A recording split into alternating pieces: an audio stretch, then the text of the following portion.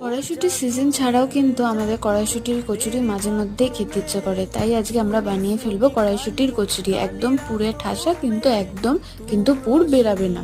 জন্য আজকে আমরা এখানে ব্যবহার করব ফ্রোজেন মটরশুঁটি। এটা কিছুই না, 1 মিনিট নর্মাল জলে একটু ভিজিয়ে রাখলে এইভাবে এটা খুলে যাবে। তারপরে এটা একটা মিক্সার জারে নিয়ে তার মধ্যে কাঁচা লঙ্কা, নুন, চিনি আর সামান্য জল দিয়ে একটা মিহি পেস্ট করে নেবো। একটা কড়াইতে সাদা তেল দিয়ে তার মধ্যে এই পেস্টটা দিয়ে দেবো। তারপরে কন্টিনিউয়াসলি এটাকে নাড়তে হবে। তারপরে একটা দেখবেন টাইট পুর তৈরি হয়ে যাচ্ছে।